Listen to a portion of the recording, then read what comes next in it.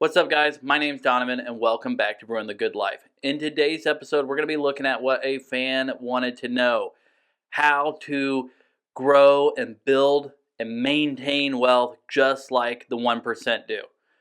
This is an exciting subject for me. I've kind of touched on it with some other videos, but we're going to be diving into the basics and getting into the complex. Real quick, guys, if you're enjoying my content so far, make sure that you like, share, and subscribe.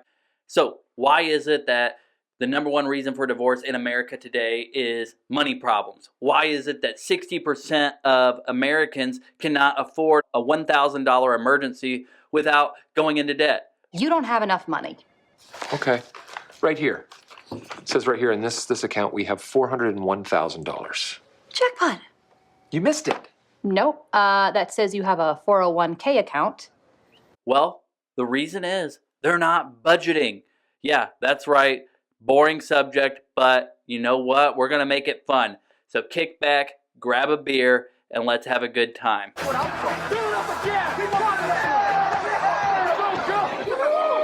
it hits your lips, it's so good. Budgeting. How do you do it? How difficult is it? And why isn't everyone doing it? Why do people think it's boring? Well, because it takes time out of your day and you've got to go through and analyze and evaluate your finances. And the first few times you do it, probably the first 90 days of budgeting and staying on a budget are the hardest. But I've been doing it for 7 years now, and it takes my wife and I about 30 minutes a week to go through our budget and update everything. It's really not that bad, and sometimes it's even as little as 15 minutes. I want to show what a budget looks like for somebody that has a $5,000 take-home pay. Now, if you are new to budgeting, I do recommend looking at some different budgeting softwares. There's several out there. A few that I like: Simplify, Simpler Budget, Every Dollar, You Need a Budget, and Rocket Money. All 5 of those are great resources for being able to budget and stay on track with your money. We're going to be looking at Every Dollar, a very simplistic budget from Ramsey Solutions. It's very easy to follow, very easy to input, and you can even pay for an additional service to have everything automatically connected to your bank accounts. So let's start diving in. I'm going to look at my screen as we're rolling through this, but I'll peer back at the camera every once in a while. Sorry if that bothers y'all, but it's kind of what I have to do in order to stay on track with rolling through this budget. I'm also going to throw that budget right up here so you guys can see it while we're going through it. This person's bringing home $5,000 a month. We're going to say they get paid weekly, $1,250. You'll see under the income for March here, March 2025, it says paycheck, $1,250. He's got 4 of those. Now, if you do have an irregular income, and what I mean by that is if you're bringing home tips, like you're a server or any industry where you have tips, every day when you get home, you're going to click that add income and you're going to add in whatever you made that day with tips. That's going to keep you on track for how much money you're bringing in each month. Giving. I always recommend giving. And in this budget, we don't have giving, but this person's giving their time, which in my opinion is a more valuable resource than a monetary value. So they're probably going out and volunteering and helping out with local charities or with the local church. This person has not started their emergency fund and they're starting from complete scratch. So they are putting in money to their emergency fund. We'll come back to this at the end because I want to show you how it works. Now, housing, I recommend no more than 25% of your money going towards your housing or rent. So that's $1,250 for mortgage or rent. Water, he's paying $80. Natural gas, $45. Electricity, $120. And internet, $60. Transportation, that's going to be gas, vroom, vroom, drive, not natural gas for heat. $200 a month. He's not driving very much. Well, probably because he's going to and from work and he doesn't have a very active life because he's trying to get out of debt and get that emergency fund saved. Sometimes you've got to make short-term sacrifices in order to have the big, beautiful tomorrow, as the money guy would say. Groceries, we're looking at $600 a month. You can follow good eating habits and be able to do about $300 a month per person. We're saying that there's 2 people in this household. That's $600 a month. You know, if you've got kids, other things, that's going to increase, and that's where the personal part of personal finance comes into play. You've always got room in your budget to move things around and add to it. Now, personal clothing, you need to make sure you've got clothing covered, $50 a month. If you do $50 a month, you can go grab yourself a few pants, shirts, underwear, socks, whatever you need, undergarments. You can get those taken care of. Just get a few every month, and then you'll start building up. You don't need to go buy a whole new wardrobe.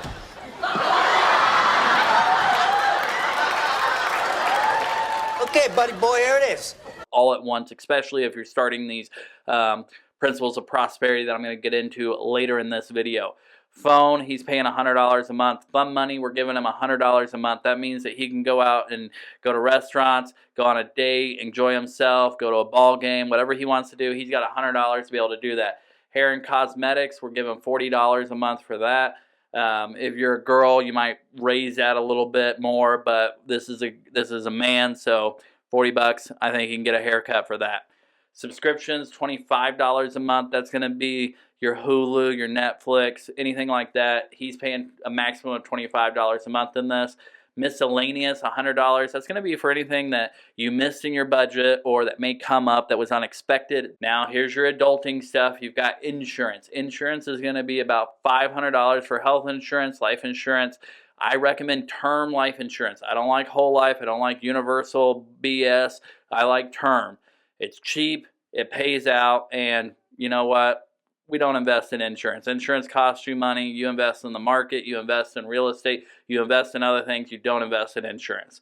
So $45 a month for term life insurance. Auto insurance, he's paying $110 a month for good auto insurance, and homeowners or renters insurance, paying about $15 a month for that. And then lastly, we've got debt. I developed this unique new program for managing your debt. It's called Don't Buy Stuff You Cannot Afford. Minimum payments for this guy's debt is credit card $150 a month and a car payment $500 a month. Now let's go back up here to this emergency fund. Now when we had $910 left over and we put that towards the emergency fund. When you're first starting out, you want to make sure that number one, you're following my principles of prosperity, because those are a proven path that are going to build you wealth, and they're going to build you wealth quickly and efficiently. So why is number one, get a starter emergency fund of 1 month of expenses? Well, it's because when things happen, you need to have money so you don't get off track. On average, in America today, the average American has a true emergency about every 7 years. And I'm bathing it in this mixture. And if you haven't had an emergency lately, guess what? It's coming. Growing up, my family always said it came in threes, and I find that that is true. I think that's just a family curse, and I hope that doesn't happen to everyone. But he's putting $910 away this month, and he's going to do that until he's got about 1 month of expenses. What is 1 month of expenses? Well, as we can see, he's spending about $4,000 a month, so he's going to need to save up for about 4.5 months in order to get that starter emergency fund completed. Once we get that starter emergency fund completed, we're going to move on to step 2, which is employer match. Now, why do I want to do employer match before I start saying, hey, we're going to pay off debt? Well, you can kind of do both of those at the same time, but employer match comes as number 2 because you're never going to get 100% return on your money like you will with an employer match. That's free money. It's the best investment you can make, and you need to do it as soon as possible. They deposit the money into our bank accounts week after week, month after month. They're not even gonna know they being robbed. If you're getting 3% match, put that 3% in. No more, just the 3. If you're getting 6, do your 6, no more. After you start that and you have that working, you're going to move to your debt, and you're going to need to make a decision. And that decision is going to be, are you going to do the snowball method or the avalanche method? If you don't know what I'm talking about, check out that video there. It'll be somewhere up here. But that video, I go into detail on what the snowball method and avalanche method is, the ups and downs, pros and cons, the good, the bad, and the ugly. If you don't have any money, you should not buy anything. Sounds interesting. Sounds confusing. Let's say this guy does the snowball method. Well, the balance on his credit card is lower than the balance on his car, so he is chunking money right at that credit card until he gets that credit card paid off, and then once he gets that credit card paid off, he's chunking money at the car. Now, if you've got multiple debts, so say you've got multiple credit cards with a car loan, maybe a personal loan, some student loans, you're going to pay those off in whatever order you choose based off of either the snowball method or the avalanche method, and you're going to stick to that plan. But you're always going to be making minimum payments on all your debts, and then whichever one you're attacking, you're going to put all your extra money that month into that debt. That's going to help you maintain momentum in getting out of debt. And let's be honest, if you want to get out of debt, it takes a lot more than just saying I want to get out of debt. You've got to get aggressive with it. You've got to make sacrifices, and it's tough. I mean, I went through it and it was tough. My wife went through it. It was tough. We know how difficult it is, but you can do it just like we did. We're average people just like you, and there's nothing different from us than you. Now, after you've got your debt paid off, then we're going to start looking at, building that fully funded emergency fund of 3 to 6 months of expenses. So this gentleman here that we're looking at, our case study, he's spending $4,000 in expenses a month. So he needs a minimum of $12,000 and a maximum of $24,000 in the bank, liquid, in order to have a fully funded emergency fund in case something happens. That sounds like a lot of money, and to me, I had never had that type of money cash before when I started down this process, and it seemed impossible. Wow, that's almost impossible. Well, first of all, through God, all things are possible, so jot that down. I can tell you, once you're out of debt, once you don't have payments, it is easy to save up that money and have that money sitting there ready to go with no worries. After you've got that fully funded emergency fund, though, we want to move down towards a down payment on a house. And I'm not against a 3.5% down FHA loan. I did it, and, I don't think there's an issue with it. If it's your first house, go for it. Get into home ownership. Lock in that monthly mortgage. Make sure you look at any first-time home buyer programs if you are a first-time home buyer. Sometimes different states have grants that you may qualify for. Grants are great because you don't have to pay them back. I love them, and I've used them previously in order to get into my first home. So if you're moving from one home to another, you need to make sure that you've got enough equity in your first home in order to have 20% down for your new home. Why do I say that? One, you're going to eliminate PMI. That's going to save you money over the course of your note. Number two, you're going to put yourself in a stronger equity position. So if there's a downfall in the market, you're not upside down on your home. One of the largest purchases you'll ever make in your life. Once we are through that and we've got the down payment saved up, move on to step 6, which is going to be retirement investments. 15 to 25% of your gross income needs to be going into retirement accounts. That's going to be traditional IRAs, Roth IRAs, 401ks, 403bs, HSAs. Yes, health savings accounts can be used as a retirement account. And I will go into that. Let's just do it right now. So if you've got a health savings account option, take it. Throw money into it. By the time you turn 65, you can withdraw that with no penalty. Now you've got to pay taxes on what you have in there and the growth, just like you would with a traditional IRA or a traditional 401k. But there's no penalties for it not being used for medical purposes. So that's what I'm doing. I'm throwing as much money as I can into HSAs, Roth IRAs, 401ks.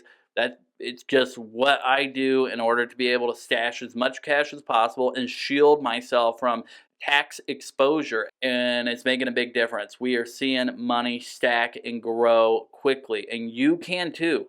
Now, after you've got that accomplished and you're fully funded your retirement, then we want to start going to large expenses for children, and if you don't have children, large expenses that you want in life, and that could be traveling.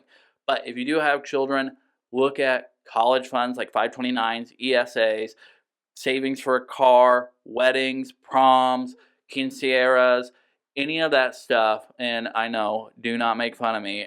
My Spanish is horrible, so I'm sorry if I offended anyone. My name is Jeff. Step 8. Step 8 is going to be pay off low interest debt. Now, what does that mean? That means if you've got a car that's 1.9%, if your house is 2.25%, well, if you've got the extra money, start paying it off. Why? Because the more payments you can get rid of, the more income you free up.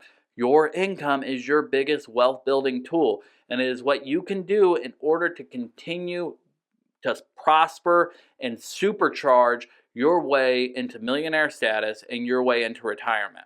Now, what does retirement look like? Retirement for me, it looks like not working and spending time with my family, but that's not what retirement always is. And my view on retirement may change.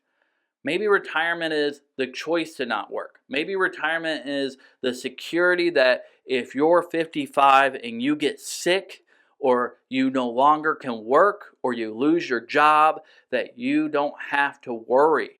You're fine. You can live off the money that you've saved, the investments you've made, and the money that your money generates. And what do I mean by that? Well, look at my previous videos talking about compound interest and how money can scale efficiently and effectively in order to produce more money while you're sleeping. That is how the wealthy are handling their money. That's how I'm handling my money to become wealthy. And if I'm being honest with you, I've had a huge turnaround over the last 7 years. I went from being deeply in debt to having little to no debt now.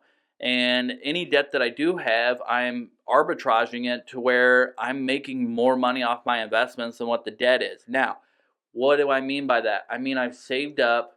I have the cash to pay the debt off right now if I needed to, but I have that in a high yield savings account. I have that in a investment account, like a brokerage account, generating additional income for me, and I'm siphoning from it slowly in order to make payments on the debt that I have. I'm not working to make payments. The only thing that I'm working to make payments on currently is my mortgage. As always, guys, it's a pleasure hanging out with y'all. Have a beer on me, and let's enjoy this week we're going into. I really appreciate it, and I'll see you next time. Bye, guys.